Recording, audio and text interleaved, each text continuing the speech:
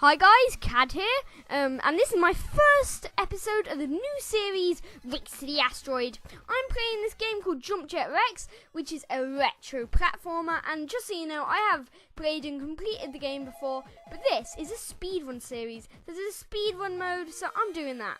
So I'm just going to start off, so this is like the hub area, and so you can collect collectibles, which I won't be doing in this series, so I'll just quickly get in a collectible up there, and they go into your Dinonaut base. Oh, and I forgot to mention, yes, you do play as a dinosaur with jet boots. So I'm going to start the first mission, base camp, so it just teaches you all the controls. So you can dash, rocket, which I'm doing currently, and I fail this level miserably. It's meant to be the easiest level, but it's going to bring my time down a lot. Like, I usually can do it in, like, I don't know, yeah, way quicker than this anyway. Yeah, I don't have a specific time in mind. So the thing about the speedrun version is, as you can see on the top, there's a timer, and that's always ticking. And usually you have a little dance animation at the end, like when I just completed the level. But in speedrun you don't. It's just like quick and fast. So I'm completing this level, and so Jump Jet Rex, how you complete the levels, you don't just go to the finish. You need to collect all the rings, which I'm going through currently. And there are lots of different types of levels. There are some like this, which is just pretty linear, and there's some where you start off in the middle of a map and you gotta find all the rings, and I think that's the next level I do. Yeah, so this level you've got to look for all the rings, and it's not like linear, and I didn't do this one very fast, but I did it decent. But as you can see, my best on the top, well, he just went past, so it has like a little time trial of your best, and you've got to try and beat it. I probably won't beat it in this level, because I'm not going to be restarting levels, because it's a speedrun series, so I'm going to try and complete as fast as I can. So I'm not going to complete every level. Instead, I'm going to just try and get to the end. So you don't need to complete every level, you just need to get a certain amount of stars, which you get for completing levels, and then you can move on to the next. So you can skip quite a few. So this is probably going to be a pretty short series, as I've already almost got to the third boss at the end of this episode. But I'm going to make a new Jump Jet Rex series in the future, where I'll try and do it without dying, because there's a mode where you've just got 3 deaths and then you die, so I'll probably do that next. So this is another type of level, which is more like a puzzle, where it's not really a puzzle, but you've got to try and, like, it's a very small space, and you've got to try and collect all the rings, and they keep regenerating on each side. So there's lots of varieties in level, which I like about this game. My only small niggle is, so this is the boss, is that the bosses are a bit easy. Like, as you'll see, I defeat this boss in no time. So all you gotta do is hit the little asteroid things right back at him with this move called the kickflip, which is, it's like your move, and you just attack his hand, which has a plaster on it, and dodge the spikes. It's pretty formulaic, but the boss does look really cool. Like, the sprites in this game are really good, but also you can customize your dinosaur T-Rex thing, but it is a bit lazy sometimes, because you can change the head. So at the moment I'm a little cute dragon thing, but some of the heads don't have an animation, which I find a bit lazy, but this one does, so that's why I picked it. And then Reese, who's another member on my channel, also plays this game, and he's got the personal best on this level. So I'm just going to see if I can beat him. So this is just a pretty formulaic level, where you got to open the switches to open the doors and collect all the rings. The money in this game, it's not, I'm not going to use it very much, but you just use that to buy different colours for your T-Rex and stuff.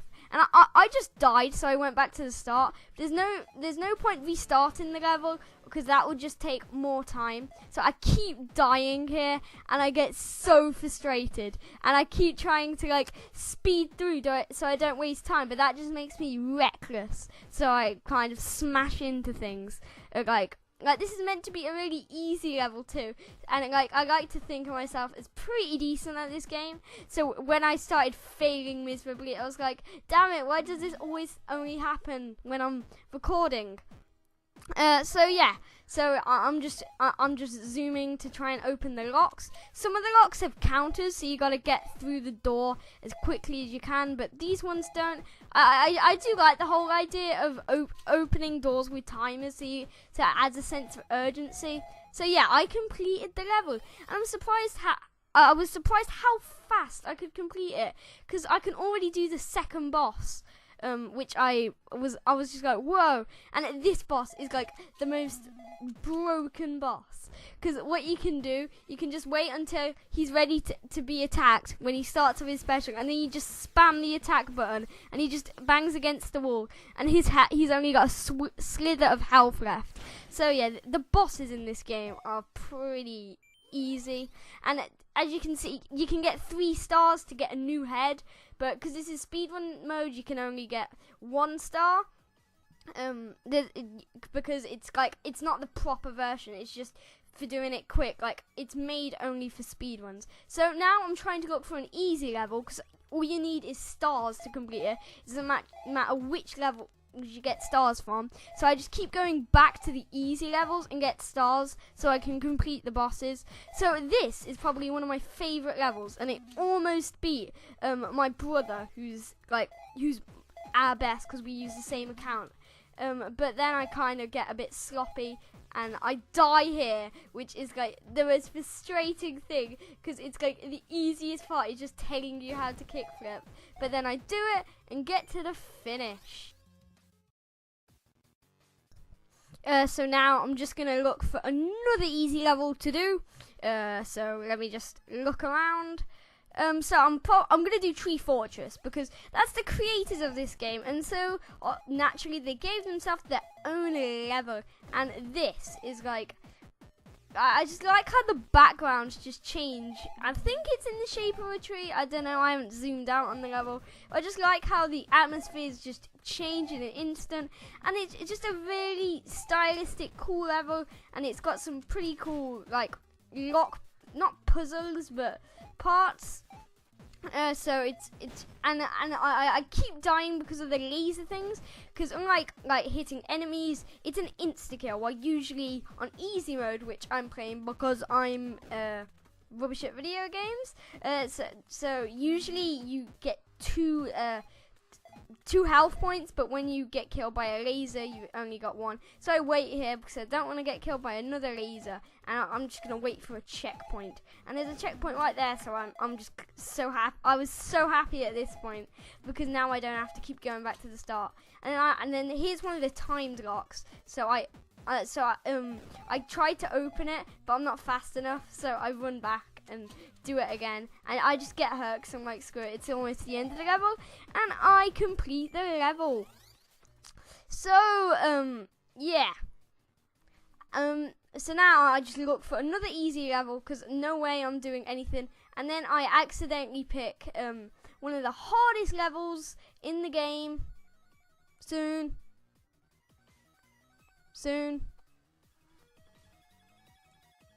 Commentating by yourself is hard, okay? Stop judging me.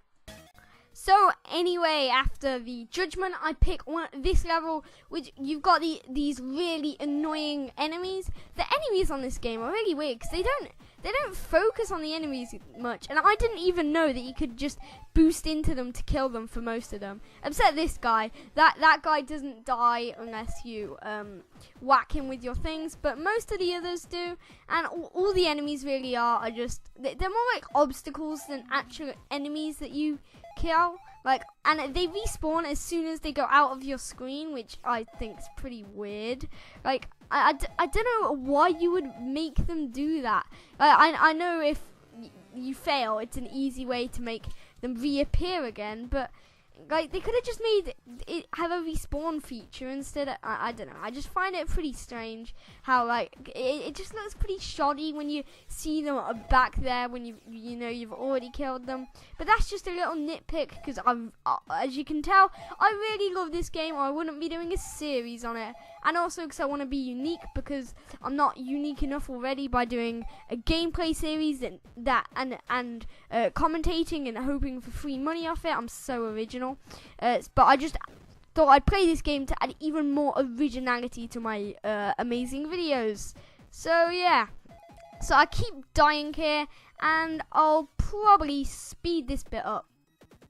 I was going to put some cringy, happy music that I could get for free, but I couldn't find any because all the websites were shut down, so you have to just listen to my singing instead.